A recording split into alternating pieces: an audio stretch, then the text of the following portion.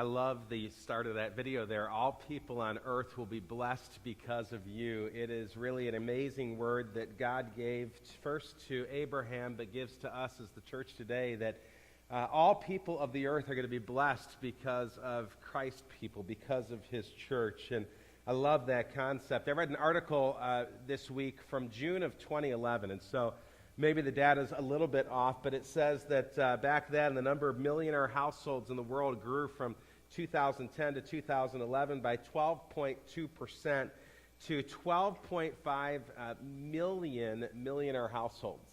Millionaires are defined as those with $1 million or more in investable assets, including homes and luxury goods and ownership, or excluding homes, luxury goods, and ownership in one's own company. The United States continues to lead the world in millionaires. So in our country alone, there are 5.2 millionaire households in the United States. That's followed by Japan with 1.5 million millionaire households, China 1.1 million, United Kingdom 570,000. Singapore, of all countries in the world, leads the world with millionaire density. So if you live in Singapore, 15.5% of those who live in the country are part of millionaire households. And according to the report, the world's millionaires today represent 0.9, so not quite 1% of the world's population. But get this, millionaires control 39% of the world's wealth. So 0.1% of the population, but 39% of the world's wealth, and that's up from 37% in 2009.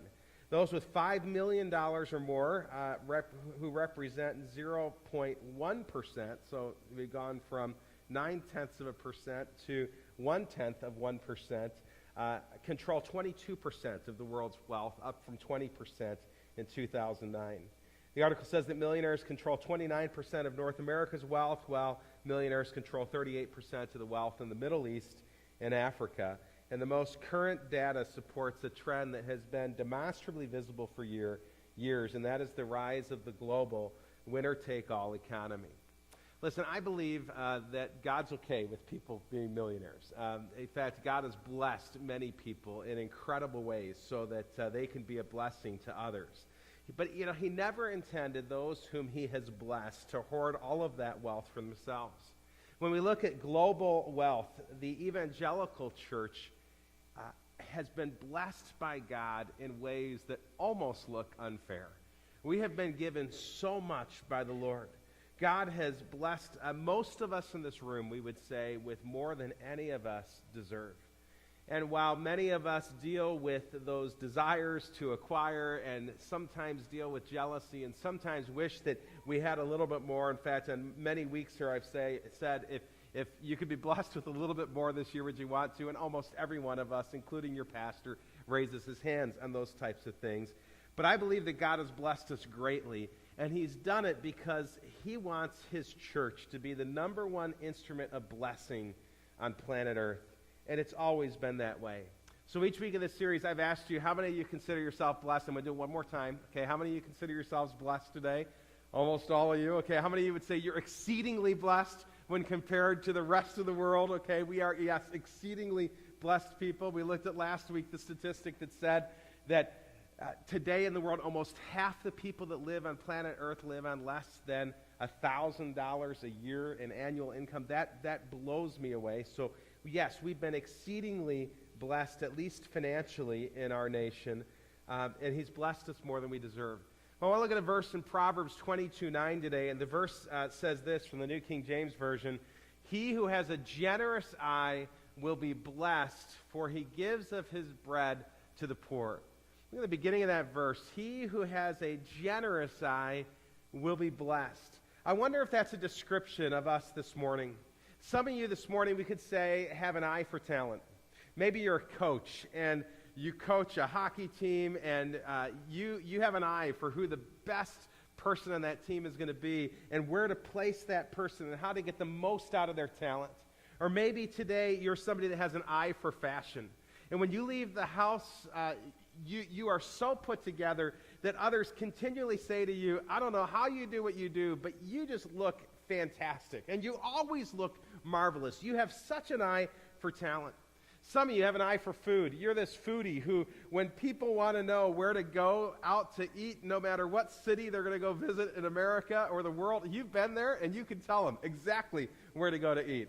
Or if they're having guests over and they're going to prepare a meal and they want to talk to a gourmet cook, they're going to call you on the phone and they're going to say, hey, I need a recipe that's going to wow my friends. And because you've got an eye for food, you can do that. And some of you, maybe you have some of those characteristics, but in addition to that, you're known because you have a generous eye. You're the person that's described here in Proverbs. You and your household are continually saying, how can we be a blessing with what God has blessed us with to the people in our life? You're continually looking out for that person who has a need and asking yourself, how can I meet that need? I want to tell you something about people with generous eyes. This is who the church has been for centuries. The Church of Jesus Christ for years has been known for her zealous generosity. And I believe that that is one of the reasons that the church throughout history has experienced the second part of that verse, that they have been exceedingly blessed.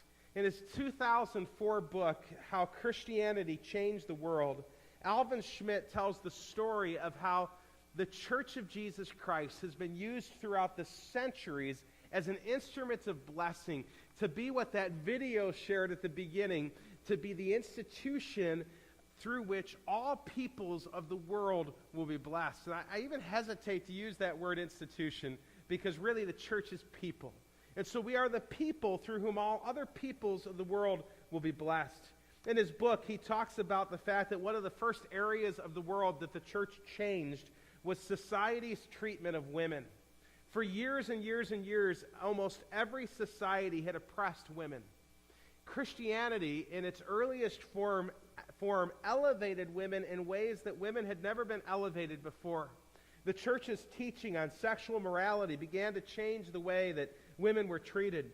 The church also changed the way that the poor were taken care of, when they began to live Jesus' message of that Christians could no longer ignore the poor and the marginalized of society. It's one of the reasons that in Reach 15 we've said that we're going to take Jesus' words seriously. And over the next 3 years, we want to be a church that is doing more for orphans and widows and the poor and the oppressed and the prisoner than we've ever done before. Because when we've been touched by Jesus, we care about those that have been touched by him as well. And so Christians, early Christians said, we can't ignore any longer the needs of society around us. The book shows that prior to Christianity, the Greeks and the Romans had little or no interest in the poor, the sick, or the dying. In other words, the sanctity of life for those who were sick or who were elderly was ignored. But the early Christians, following the example of their master, ministered to the needs of the whole person. During the first 3 centuries of the church, they could only care for the sick where they found them. Because in the first 3 centuries of the church, Christians were persecuted. And so Christians were a persecuted people who had to almost hide, but they would pass people who were ill, and like the Good Samaritan, they would do everything that they could to take care of the needs of that person, even if it meant that they were going to be risk persecution themselves. But once the persecutions subsided, and once Christians had an opportunity to be elevated in society themselves, institutionalization of healthcare began in earnest. And the institutionalization of healthcare began because of the church.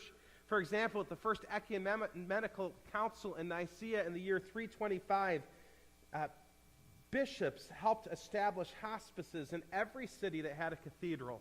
So if there was a cathedral, a hospice was set up. The first hospital was built by St. Basil in Caesarea in 369. By the Middle Ages, hospitals covered all over Europe and even beyond. In fact, Christian hospitals were the world's very first voluntary charitable institution. The church was the first to care for the mentally ill, and nursing began because of Christian care for the sick. So if you're a nurse today, your profession's roots go all the way back to the first Christians who served in that manner. A review of Schmidt's book states that education, while important in Greek and Roman culture, really took off institutionally under the influence of Christianity. The early Greeks and the Romans had no public libraries or educational institutions. It was Christianity that established these. As discipleship was important for the first believers and those who follow, early formal education arose from Christian catechism schools. Unique to Christian education was the teaching of both sexes. It was Christians who allowed women to be educated as well as men. So if you're a lady and you have an education, you can go back and thank the Christian church for that. If you're somebody who goes to the library on a regular basis, you can go back and thank the early Christians who were the first ones to start libraries. Also a Christian distinctive, individuals from all social and ethnic groups were included. There was no bias based on ethnicity or class. And the concept of public education first came from the Protestant reformers. Moreover, the rise of the modern university is largely a result of Christian educational endeavors. I could go on and on. This book is fantastic. You ought to read it. It will give you such an appreciation for the impact that the church has made throughout the centuries. The book also talks about the impact that Christianity had on the dignity of laborers, the arts, the sciences, and so much more. The bottom line, as Schmidt notes, is this, that if Jesus Christ had never been born, to speak of Western civilization as we know it today would be incomprehensible. Indeed, there may never have been such a civilization. The freedoms and benefits we enjoy in many modern cultures are directly due to the influence of Jesus Christ. Christians have made many mistakes, but they have also achieved many great things, all because of the one whom they follow.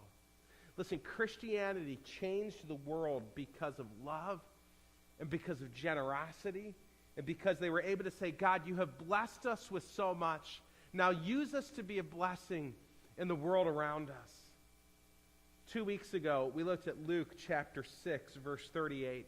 It's this verse where Jesus is talking about giving. And he says this, give and it will be given to you.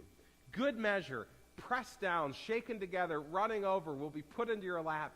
For with the measure that you use it, it will be measured back to you.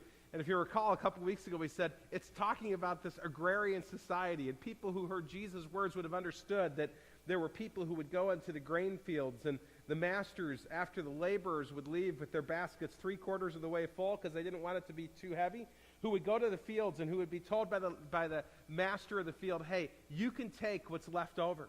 And so they would begin to put their grain into their baskets, and they would fill it as much as they could. They would press it down. They would shake those baskets. They would put more in there because it was what they were going to use to take care of their family.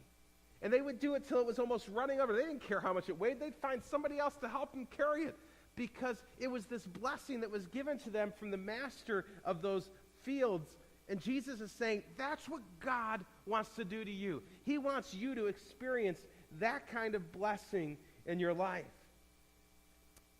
Once again, we see that when we're generous, we're people who are going to be blessed.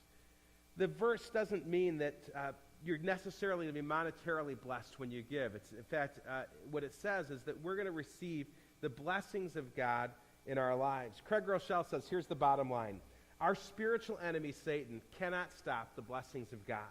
It's a principle. If you sow, you will reap. When you give, you will be blessed. You can't stop the blessings of God. But here's what you can do. And here's what Satan can do. He can try to distort our relationship with the blessings of God. And this is what I believe Satan is very good at doing, at distorting our relationship, our understanding of the blessings of God. He says, I want to share with you for a moment 2 wrong attitudes or 2 wrong mindsets when it comes to the blessing of God so that we can recognize those and try to live with the right attitude towards God's blessings. And the first of the wrong attitudes that Groeschel shares, and I want to share with you today, is this mindset of pride. The mindset of pride is a mindset that Jesus addressed in the book of Revelation when he told John, hey, I want you to speak to the church at Laodicea. And in Revelation 3:17, this church who had been blessed by God in incredible ways said this. Jesus said this to them, for you say, I am rich, I have prospered, and I have need of nothing, not realizing that you are wretched, pitiable, poor, blind, and naked. These were people who were proud of what they had. They were people who felt that they had arrived, but they had forgotten who the source of their blessing was. And they had forgotten what it was that God had blessed them to be, and who it was that God had called them to be with the blessing that he'd given to them. People with the mindset of pride, when it relates to money, use the word I a lot. These are people who say, listen, I deserve this. I'm blessed because I have worked so hard. I'm entitled to a life of luxury. If others would just work a little bit harder, then maybe they could be living the life that I'm working. I've arrived. Let me have what's mine. It's mine, it's mine, it's mine. It's all about me. And those are people with the mindset of pride that say, you know what, this is your deal. But you know what, you don't have to be rich to have the mindset of pride when it comes to money. In fact, I know a lot of poor people and a lot of people who wish they had money who say things like this. You know what, if I'd been blessed with that kind of money, if I had more, if God had given me the kind of money that he's given them, well, I'd use it a lot better than they'd use it. I'd be a much better steward. I'd be much more generous. I wouldn't be foolish like they are. Why hasn't God blessed me? Why don't I have more? I mean, I deserve it. I work just as hard as they work. I just have a different job. I just have a different way of making. I care more about people. And because my job's more about people, I don't make as much as it's just ridiculous. And we can find ourselves when it comes to money with this prideful attitude. And people who struggle with pride have forgotten that every blessing that they have has been provided for them because of God. But there's a second false way that people look at money. And that is that they have the mindset of shame when it comes to money. So there's people I know that have been blessed so much by the Lord, and they're almost ashamed of it. They're almost like, you know what? I mean, you've been preaching, Brian, about money now for 3 weeks. And by the way, next week it's a different topic. It's still about generosity, but it's about generosity in another way. So for those of you whose friends have quit coming to church because we've talked about money, invite them back next week, okay? But here's the deal.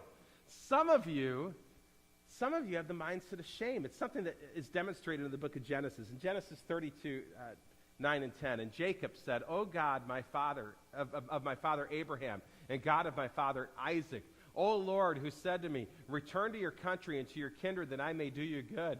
I'm not worthy of the least of all the deeds of steadfast love and the faithfulness that you have shown your servant. For only with my staff I have crossed this Jordan, and now I have become two camps." You can almost hear Jacob saying, God, I'm embarrassed by what it is that you've given to me. I'm embarrassed by the wealth you've given to me. It's almost difficult. Groeschel has the following insight. He says, pride and shame. You've got those who would say, I've earned it, I deserve it. And then you've got others who would say, actually, I'm kind of embarrassed. I don't deserve this. In fact, I feel very embarrassed. And you can see these two play out if you compliment someone that has something, or compliment something that someone has. So suppose you say to somebody, hey, I like your shirt. If you're a proud person, you might say, oh, well, this shirt is such and such a brand, and I bought it at such and such a place, and yeah, you're right, and the designer is just marvelous, and they'll go on and on and on talking about their shirt. If there's somebody who maybe is a little bit ashamed of their shirt, they say, oh, this old thing, I got it for half price. I bought it at a thrift store, and it's nothing. Or maybe you compliment your car, and the person who's ashamed is going to say something like, "Oh, well, you know, it's just a 2009. It's not a 2013, and it's a company car." Or shame, you know, it's shame. They're dealing with shame. Maybe you say, I like your house. And they, oh, well, we built it ourselves. It's got granite this and et cetera. Or to the person who's shameful that says, no, it's nothing. We got it at an auction. We got it. We got this house like it was foreclosed upon. I know it's worth $750, but we got it for $375, and really, I mean, nothing big. All right. What's interesting, Groeschel says to me, is this, and this is the key. He says, I don't know any other area of blessing from God that people are ashamed of except for material blessings and financial blessings. He says, they may be out there, but I can't think of any. If someone were to say to me, Craig, you've got a beautiful wife, I just say, thank you, I do. Or he says, I don't say to them, no, I got her for half price. She was really cheap. You know, you don't say that about your wife. Or he says, if somebody says to me, Craig, you've got great kids. He goes, no, really. I mean, 2 of them are like demon-possessed. They're terrible. You know, you don't say that about your kids when people compliment you on your kids. You say, well, yeah, God's blessed me. And yet, for some reason, when it comes to this area, there's often this pride that says, I've earned it, or this shame that says, I feel guilty. And he says, I don't know about you, but both are very unhealthy, and that's where so many people live when it comes to finances. It's one of those reasons it's so uncomfortable to talk about with our relatives and our friends and in our church. Some of us can't even talk to our children about finances. Chances are that you find yourself struggling with one or both of these responses to wealth from time to time. And I believe with all my heart that is because it is one of the devil's schemes to hinder Christians from experiencing the joy that God has for us. These two attitudes toward wealth hinder so many of us from living with a generous eye that is described throughout Scripture. Some of you have been on the receiving end of extravagant love at some point or points in your life from someone who has much less than you. Have you ever received something that was just beautiful from somebody that you were almost ashamed to take it from? When I was in college, I've told you my summer of my junior year, I spent the summer in Hawaii in a mission trip. And a couple days before the trip, I still had a great deal of funds that were due. The gift that put me over the top and allowed me to spend that summer in a way that was just extraordinary, impacting like 1% of the island of Molokai with the gospel. God just did amazing things there, but the gift that got me there was one I almost didn't want to take because it came from a missionary family. It came from these missionaries, a guy who was my mentor in high school who worked for Service Master. He was just kind of a blue-collar guy. He'd been working on his private pilot's license and got a job as a missionary pilot with Mission Aviation Fellowship. But they had a ton of funds to raise. And they came up to me the day before my trip and said, hey, we understand that you still need some funds to get to Hawaii. We want to bless you with this. And they gave me this check that I think was the biggest check I received for that entire trip. And I said, I don't want to receive that from you. You can't afford that. And they said, Brian, would you stop it? This is a blessing to us. We want to give to you of the blessing that God has given us. I said, no, I can't take that. My pride didn't want to allow me to accept the gift to a trip that actually ended up changing my life, confirming my call to ministry, allowing me to experience the gift of evangelism like I'd never experienced it before in my life. But I fought with accepting it. And those who have been blessed with much understand that it is a blessing to be able to give to others. They were happy to be a blessing, like so many had been in their lives. Groeschel says, I think it must just crush God when we are proud of what we have. When we say, I deserve this. Look, he says, you don't deserve that. Every good thing you have is a gift. Or the other side, I'm ashamed. I'm embarrassed. Our good God says, I chose to bless you. The problem is when we have a dysfunctional relationship with the blessings and we somehow start to think that we've earned them or they're all for us. That everything God's blessed me with is for me. He says that's where the problem comes in. I want to challenge you to remember, because you've all said that you are exceptionally blessed, to remember why it is that God has blessed you. He didn't bless you because you deserved it or earned it. He didn't bless you to make you feel bad. He blessed you with a purpose. When's the last time you asked God, God, what's the purpose of this blessing that you have given to me? It's speaking to a room full of Americans who I know, many of us deal with credit card debt, and we deal with having spent more than we should have, and we're dealing with the mistakes of our finances. But God has blessed us more than the vast majority of people on this earth. So speaking to those of you who are millionaires and those of you who feel like you owe millions and you're never going to get out of it, and everybody in between, why has God blessed you with what he's blessed you with? Look at 2 Corinthians 9:11. Paul says, you will be enriched in every way to be generous in every way, which through us will produce thanksgiving to God. Notice he doesn't say, you will be enriched with financial blessings that you can hardly even imagine. He says you'll be enriched in every way. Why? To be generous in every way. Why? So that we will produce, so through us, what we have done will produce thanksgiving to God. God wants to pour blessings upon his children so that ultimately he will be worshiped.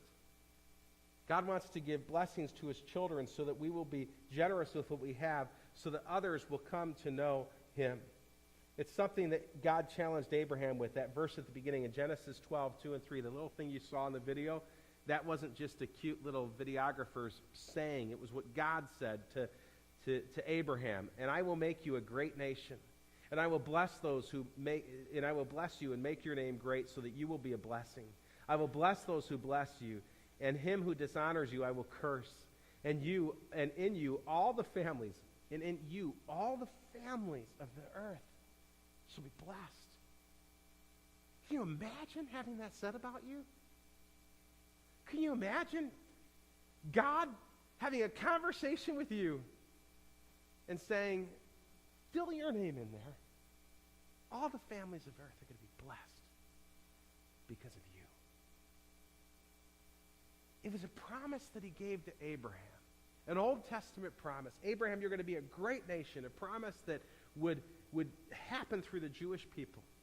In fact, you can take a look at what the Jewish people have done throughout history, the descendants of Abraham, and they truly have been a blessing to the entire earth. God has used that small little nation that looks so insignificant to make an incredible difference. But the New Testament truth is that this extends to God's church, that we have been grafted into his family, and that this is a promise that he has for us. And just like the statistics that I read from Schmidt's book, that's us. People who are generous understand that the more generous we are, the more we experience God's blessing. Because God has blessed us with more, we want to be people who will intentionally give more. I want to talk real quickly about three types of givers that Scripture talks about. Number one is spontaneous givers. In Luke chapter 10, you read the story of the Good Samaritan.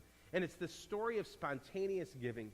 It's Jesus' parable where the Samaritan comes upon a man who's been beaten near to death. And he hasn't planned to come upon such a person. But when he sees him, he responds the way that Christ would respond. And it's interesting because Jesus draws this parallel to religious leaders and political leaders of the time who just pass the guy up and don't take care of him. And the one who at least you'd expect to take care of him does. And in Luke 10:35, you read what he tells the innkeeper. He says, and the next day he took out 2 denarii and gave them to the innkeeper, saying, take care of him, and whatever more you spend, and I will repay you when I come back. It was the spontaneous giving on the behalf of the Good Samaritan. In the first week of the series, we told the story of the boy with the fish and loaves. Jesus had a need. There were people who were hungry. He didn't know how God could use such a small gift to feed 5,000 men and many, many more women and children, but spontaneously gives Jesus what he has. Listen, spontaneous giving is important, and it's beautiful, and there are examples in Scripture where it has, and many of you have been spontaneous givers in your life. You see a need, and you do it. And you know what? That's beautiful. And when you're able to do that because you've managed what God has given you well, and you see a need that you're able to just meet, it's beautiful. I had somebody from our church about a year ago saw me getting my car repaired and knew that we just didn't have the money to repair it at the time. I was just going to put it on my credit card and take care of it. And this guy is at the Woodbury Auto Care and sees his pastor. And I'd seen him earlier in the day. I mean, seen the guy twice that day. And he'd seen me when my car was working. And my car just, something blew in. I can't even remember what the repair was. But he walks into Woodbury Auto Care, sees me, and he's getting an oil change. And he says, how long have you been here? I said, I've been sitting here for about 3 hours waiting for my car. And they're still trying to figure out what's wrong with it. And so he's back in about a half hour, picks up his car that's getting finished with the oil change, and leaves. And I sat in there for 2 more hours waiting for my car to get fixed. And I went out to pay for my car repair, and the guy at the area said, your car's been paid for. So what do you mean it's been paid for? But this person who God had blessed in beautiful ways saw that his pastor had a need that day and spontaneously chose to bless me. And I will never forget that generosity. I will never forget it because I had been sitting at Woodbury Auto Care also praying, Lord, I don't want to put this in my credit card. I want to honor you. I don't know what to do. And didn't tell him that. I just prayed to the Lord. And spontaneously, this guy said, I'm going to meet the need in my passion. That was a beautiful act I'll never forget. The Bible talks about a second type of giver, though, and this is the strategic giver. In Isaiah 32:8, the New Living Translation says, but generous people plan to do what is generous, and they stand firm in their generosity. These are the people that talk about how they can be a blessing to others. I mean, they actually enjoy sitting down and strategizing. These are husbands and wives who say, hey, how can we use what God has given us to be a blessing to the rest? Last week, we said this. Strategic givers are those who would say, I will give God my first and my best so that he can bless the rest. In other words, strategic givers are the tithers, okay? These are the people who have said, God, I'm going to give you the first 10%. It's yours, okay? Or maybe they've said, it's going to be 11% or 12%, but they've figured out a percentage. These are percentage givers who say, God, we want to give to you a certain percentage. Perhaps there are people who would say, you know what, Lord, we've given you 10% for years, and we're empty nesters now. And God, you've blessed us beyond what we could have ever imagined. In fact, we're making more than we've ever made in our lives. We're able to go on trips like we've never been. But God, maybe this is the year that we're going to give you an additional 2% this year. And strategically, they have these conversations where they say, God, we're going to prayerfully decide what it is that you want us to do. We're going to strategize on what you've blessed us with so that we can make a greater impact. This kind of giving allows us to support God's work across the street and around the world. We talk about that a lot here at Woodbury Community Church. You see, generous people plan to be generous, and they will tell you the joy that that generosity has brought to them. These are people who have also experienced the blessings of God because of it. You see, God doesn't even, it's a non-negotiable with God. If we will be generous, God tells us, I'm going to be generous back to you. And we saw earlier that I'm going to bless you with all kinds of blessings. And they're not just going to be financial, but I'm going to give you relational blessings, and I'm going to surprise you with stuff that you couldn't have even imagined in your life. All right, third type of giver that Scripture talks about is the sacrificial giver. These are people who don't just give the minimum. These are people who give, in my mind, these are people who give till it hurts. These are people who give until it costs them something. King David was a sacrificial giver. In 2 Samuel 24, he meets this man named Araunah as he's going to worship God, and he wants to set up a tabernacle to honor the Lord for what God has done, and he wants to do a sacrifice. And this man named Araunah is like, King David, I can't even believe you're in my village. I want to bless you. I want to give to you. He wants to be that person who just blesses the king and can't even believe that the king has visited him. If President Obama were to come to your house and have dinner with you, you'd want to cook the best meal that you could, and you'd be happy to give it. You'd want to, because the ruler of your land has kind of come. Well, that's what it was like for this guy. The king had come. And in 2 Samuel 24:24, this is what David says. But the king said to Araunah, no, but I will buy it from you for a price. I will not offer burnt offerings to the Lord my God that cost me nothing. So David bought the threshing floor and the oxen for 50 shekels of silver. Sacrificial givers love to worship God through giving. They believe that he has given them everything that they have been blessed with, and they recognize that in all they have been blessed with the Lord. The sacrificial giver doesn't have to be rich, though. In Mark chapter 12, 41 to 44, Jesus witnessed sacrificial giving from this incredibly poor widow. And he sat down opposite the treasury and watched the people putting money into the offering box. It's really interesting that Jesus is in church and he's watching what people were giving, all right? But he was. I mean, clearly. Many rich people put in large sums. And a poor widow came and put in 2 small copper coins, which make a penny. And he called his disciples to him and said, truly, I say to you, this poor widow has put in more than all those who are contributing to the offering box, for they contributed out of their abundance, but she out of her poverty has put in everything she had, all that she had to live on. Do you think Jesus wasn't going to be a blessing to that poor widow? I think God saw what she put in and he says, well, that's it. What a fool. I can't believe she gave me her 2 mites. What's she going to buy her bread with now? No, Jesus was going to bless her. God's always blessed givers.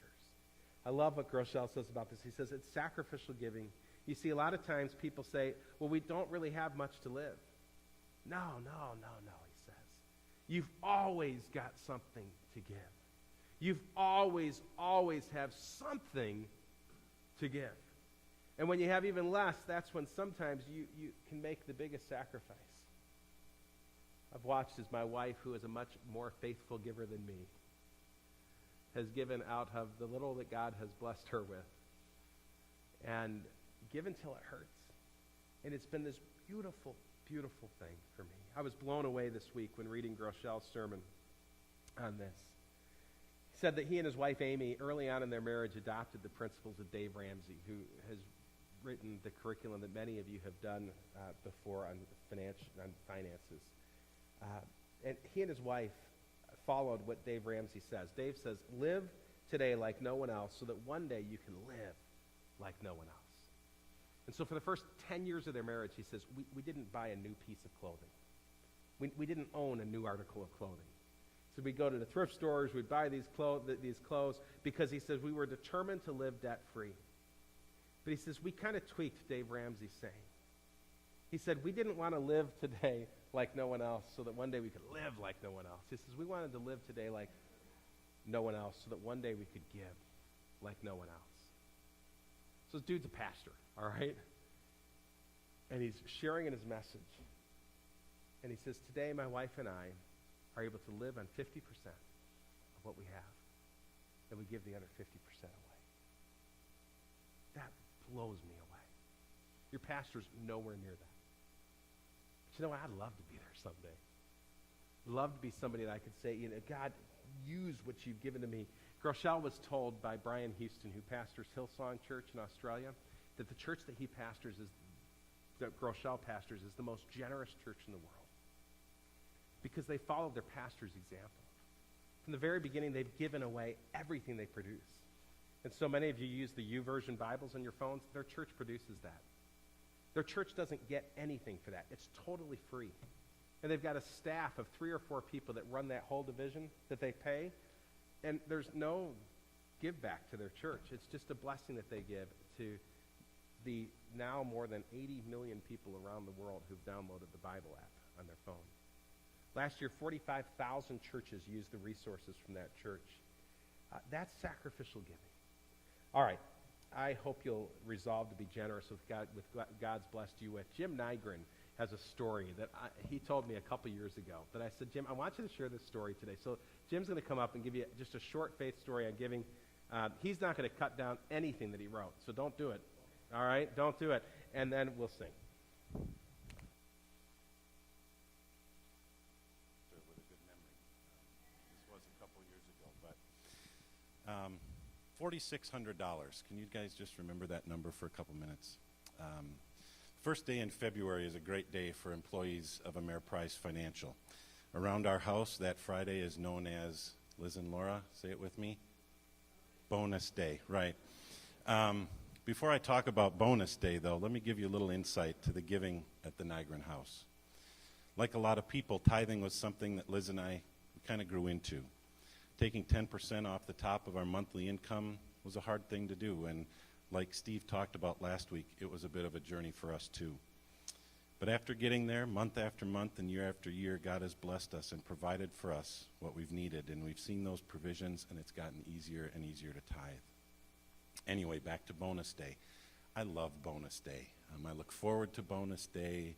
Most of my colleagues at work really love Bonus Day, and my family loves Bonus Day. Those bonuses were mine. I worked hard for them, and every year I would come home on Bonus Day and would have been to the bank, and I'd peel off a $100 bill and give it to each kid, and have to give a few more than that to Liz. But, and when I'd do that, I'd say, Happy Bonus Day, and they look forward to that, and they'd be lying if they said they still don't look forward to that. And the kids don't even live with us there anymore. I would use my bonus money for car down payments, home improvements, vacations, tuitions for the kids, new clothes, whatever I wanted to spend it on. Now, I know I told you we were tithing, but we were tithing on our monthly income. Bonuses from Ameriprise, those were mine. I worked hard for them, and I deserved them. And then God did something that changed all of that. As some of you might recall, Teen Challenge would come in every year for a number of years, and this particular week it happened to be the Sunday after Bonus Day. They'd come in and lead our service for us. They'd lead the singing, and some of them would get up and share their testimony in place of a sermon. And that day I didn't have to be on praise team, so I was back there where Steve's sitting on the soundboard. It was time for the sharing portion in the second service, and different people shared in the second service than did in the first. One young woman spoke of her life-changing experience at Teen Challenge and then started to talk expectantly about her upcoming graduation from the program. She was telling this story, and it became very apparent that she didn't have any family in the state. And she kept talking, and none of her family would be able to come for her graduation. Now, believe it or not, at 6'4" and 250 pounds, I can be a little sentimental, and I got a little choked up as I was sitting back there. And then she said this, and my mom can't even afford the $460 for a plane ticket. She wasn't asking anyone for that money. And then I started to cry, and I'm hiding back behind the computers up there, and I knew I was being spoken to. Now, who remembers the number? 4,600. What's 10% of 4,600? Thought to myself, wow, that's 10% of my bonus that I just got 2 days ago. Maybe I should pay for that ticket. And I started having this little internal battle with myself, are you kidding me? That's your money. I started fighting with myself. You worked hard for this. She can graduate without anybody being there with her. And I started hearing this voice, write the check. Write the check. I usually don't eat breakfast Sunday mornings. I thought, am I hungry? What's going on? And then it got louder. Write the check, write the check. I said, okay. I reached for my back pocket, and I didn't have my checkbook with me. Okay, I'm being specifically directed to write a check, and I don't have my checkbook with me. Liz always has her checkbook in her purse, so I took off after the service, found Liz. I need your checkbook. No time to explain. I got to go. I'll talk to you later. Didn't talk to her about it. I wrote the check. God had used that 20-something-year-old woman up here on stage to speak directly to me. It wasn't her. It was him speaking directly to me. Write the check. I don't know, after I wrote that check to her and we had a chance to talk for a few minutes, that I'd ever seen anyone so grateful for something that I'd given her. I was her answer to prayer, and it was a very special moment for both of us. God uses all sorts of ways to speak to, teach, and correct us. And that Sunday, he used a woman from Teen Challenge to correct my thinking and teach me that nothing that I have is really mine, including that annual bonus that I'd been spending so selfishly for all those years. Ever since that day, I haven't had to look very far to find something to spend that 10% on. God has always made it very clear. A missionary needed something. There was a ministry need at the church. Foundation for Growth was starting up. And then last year to help fund someone's trip to Thailand. Now, I'm not going to lie to you. I still really love Bonus Day, but God has taught me to look more forward to what he's going to do with that 10% than what I'm going to do with the other 90. Bonus Day is coming up. It's February 8th. I don't know what that money's being spent on yet this year, but I can't wait to find out.